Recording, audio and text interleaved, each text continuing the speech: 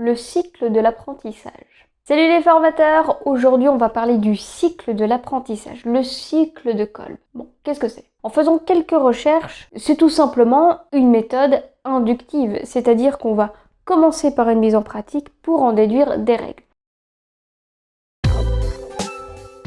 Mais ça va un tout petit peu plus loin. En fait, il y a 4 étapes pour ce cycle de l'apprentissage. La première étape, elle est en vert, ça fera un moyen mémotechnique. on est mis en pratique. Tout de suite, on commence par une expérience. La deuxième étape, C'est l'observation, qu'on appelle aussi observation réfléchie. Bon, pour moi, si on observe, c'est forcément de manière réfléchie. On va observer ce qui vient de se passer. Et là, je vous invite à utiliser les 4 questions d'un débriefing. Qu'est-ce qui s'est passé? Qu'est-ce qu'on en déduit? Qu'est-ce qu'on a appris? la troisième étape, La troisième étape vise à conceptualiser. Est-ce qu'on peut en déduire des règles? Est-ce qu'il y a une théorie qui découle de cette expérience? On va émettre des hypothèses. la quatrième étape est en violet parce que c'est joli. On retourne en mise en pratique. On va essayer de voir si la théorie qu'on en a déduit, est-ce que ça fonctionne ou pas? Est-ce qu'on en a déduit les bonnes règles? Et de nouveau, le cycle recommence. Bon là, c'était pas plus compliqué en fait. Je vais vous donner 2 exemples pour que ce soit plus clair. Premier exemple, première étape expérience, je mélange de la peinture rouge avec de la peinture bleue. Voilà, je teste, je vois ce que ça donne. Phase 2, j'observe. En mélangeant 2 couleurs, j'obtiens une nouvelle couleur qui est le violet. La conceptualisation, à chaque fois que je vais mélanger du bleu et du rouge, ça donne du violet. Ça, c'est ma théorie. Et maintenant, je vais vérifier. Mise en pratique, je vais tester à nouveau avec différentes nuances de bleu, différentes nuances de couleur rouge. Qu'est-ce que ça donne? En fait, ma théorie, elle est bonne. Changeons de cadre. Deuxième exemple, je fais un jeu de rôle entre un vendeur et un client. Et le vendeur tente de vendre un téléphone à son client. Ça, c'est l'expérience. Ensuite, on va observer. Qu'est-ce qui s'est passé? Le vendeur, on a remarqué qu'il bégayait un petit peu, qu'il n'arrivait pas à ses fins, il n'arrivait pas à vendre son produit. Donc on réfléchit, qu'est-ce qui s'est passé? On se rend compte que le vendeur a été focalisé sur le fait de vendre son téléphone et il en a peut-être oublié des choses. On réfléchit. En groupe, qu'est-ce qui s'est passé? Peut-être que le vendeur, il a tout simplement oublié son client. Il est resté sur son téléphone, comment le vendre, il a donné plein d'arguments. Il est venu pourquoi ce client? Pourquoi il est rentré dans le magasin? Qu'est-ce qu'il cherchait? Ça, on le sait pas. Et en réfléchissant, on en a déduit des règles. Tout d'abord, le vendeur doit mettre au premier plan son client en lui posant des questions pour comprendre quels sont ses besoins, quelles sont ses attentes, pour ensuite pouvoir lui proposer le produit qu'il faut. Et donc pour ça, on va utiliser un script qui va reprendre les différentes questions posées au client, mais aussi l'argumentaire de vente par rapport au téléphone. Et puis qu'est-ce qui se passe? Quatrième étape, on reteste et de nouveau, on va faire un jeu de rôle avec mise en application du script. Et de nouveau, on va repasser sur ces différentes étapes. On expérimente, on observe. Qu'est-ce qui s'est passé avec ce nouveau script? Est-ce que ça a bien fonctionné? Oui, pourquoi? Non, pourquoi? On en déduit de nouvelles règles et puis on met en pratique. C'est un sacré cercle vertueux, ça, hein? Globalement, qu'est-ce qu'on en retire? Ce cycle-là vient encore une fois représenter cette démarche inductive. Et c'est comme ça qu'on apprend. Vous pouvez donner n'importe quel objet à n'importe quel être humain, même un animal, la première des choses qu'il va faire, c'est le prendre dans les mains, le regarder, le trifouiller. Il va comprendre comment ça marche. C'est comme ça qu'on apprend. Oui, il faut qu'on touche, il faut qu'on comprenne, il faut qu'on sente, il faut qu'on goûte. Et pour moi, ce cycle de l'apprentissage, il vient tout simplement mettre des mots sur ce qu'on fait naturellement. On apprend en faisant. Si j'apprends une langue, je vais vouloir la parler, la pratiquer, je vais vouloir écouter. Et c'est la meilleure manière d'apprendre une langue d'ailleurs. Vous avez tous appris à marcher, vous ne l'avez pas fait en lisant d'abord des livres ou en suivant des cours. Non, vous avez tout simplement tenté de vous mettre debout, et puis de faire un pas, et puis vous êtes tombé 2000 fois, et puis vous avez recommencé tout simplement. C'est comme ça qu'on apprend. D'abord une expérience.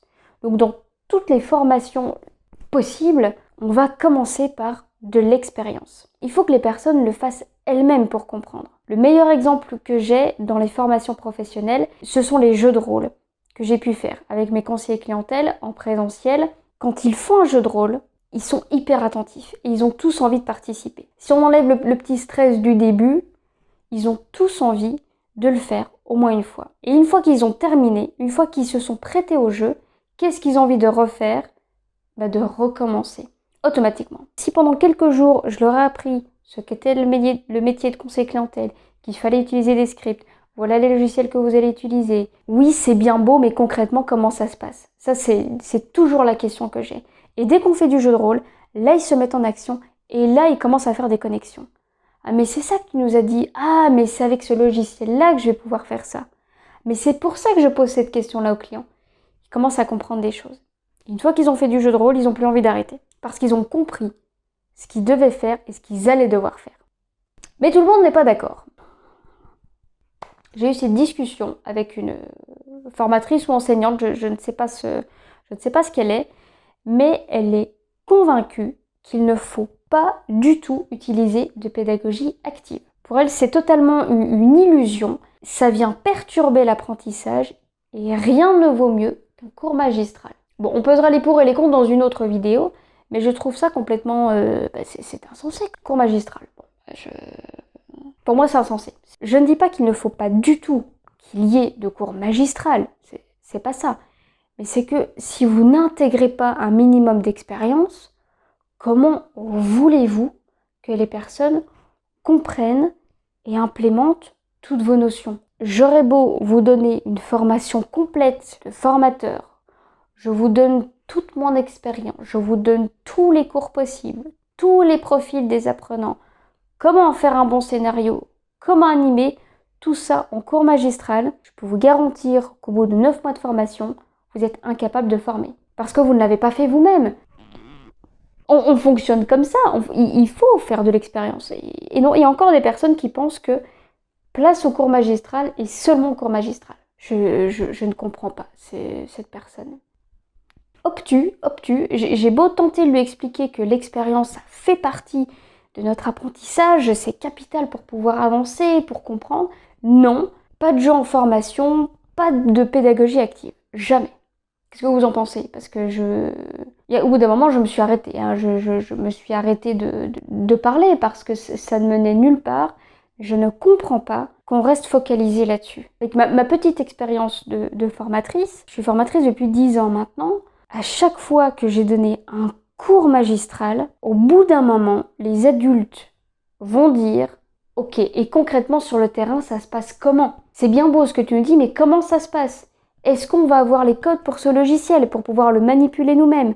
Attends, comment ça se passe? Est-ce qu'on peut essayer ?» C'est toujours les réactions que j'ai eues. Quand vous formez des adultes, forcément, ils vont vouloir faire par eux-mêmes. Ils veulent des formations utiles, ils veulent des formations pratiques, ils veulent pouvoir mettre en place tout de suite. Ils n'ont pas envie d'écrire et de gratter pendant 8 heures sur du papier, ça n'a aucun intérêt, personne n'aime ça. Puis surtout, personne ne reste attentif pendant des heures à écrire, non, il faut expérimenter. Et même des enfants, même des ados, vous mettez des ados dans une classe, pendant 8 heures d'affilée, vous leur demandez de gratter, ils vont le faire, mais qu'est-ce que c'est chiant. Donc à un moment donné, je pense aussi qu'il faut un tout petit peu s'ouvrir, regardons ce que les autres font, ce que les autres pays font pour pouvoir prendre exemple. Si la Finlande est toujours citée dans les premiers, dans les meilleurs systèmes scolaires, on cite très souvent la Finlande. Pourquoi?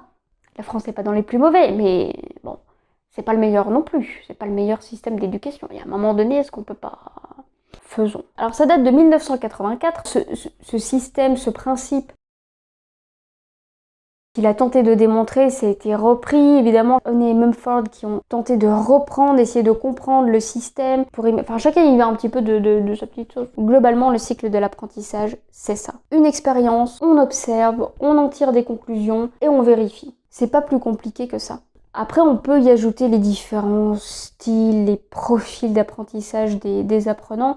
Bon, dans tous les cas, moi, je me dis concrètement sur le terrain, j'ai pas forcément le temps de me dire, alors attends, cet apprenant-là, en fonction de mes petites observations des 5 minutes de formation qui sont déjà passées, à mon avis, fait partie de ce profil. On n'a pas le temps de regarder où ça appartient, comment, attendez, je reprends mon petit carnet. Non, enfin, je suis désolée, mais sur le terrain, on n'a pas le temps de faire des liens comme ça. Même pour les profils d'apprenants, je vais pas regarder dans mon carnet, je vais simplement voir sur le terrain comment ils se comportent, mes apprenants. Bah tiens, cette personne-là, à chaque fois, elle veut faire un jeu de rôle. Cette personne-là, elle a besoin de silence pour essayer de comprendre et de réfléchir. Tiens, cette personne-là, elle me pose des questions. Elle est en train d'écrire pour essayer de se remémorer ce qu'on a fait. Et il y a une personne qui a une vue d'ensemble. Je vais voir, je vais regarder mes apprenants. Comment ils réagissent? Qu'est-ce qu'ils font? Et encore une fois, même là, en tant que formateur, on va pas aller prendre son carnet, regarder quel type de profil, attends, parce qu'il a dit tel truc. Bah non, on regarde, on observe de nouveau. C'est de l'apprentissage, ça marche pour tout, même pour nous, même pour les apprenants. J'espère que cette vidéo vous aura plu. Merci d'avoir suivi cette vidéo. Abonnez-vous à la chaîne et je vous retrouve la semaine prochaine pour une nouvelle vidéo.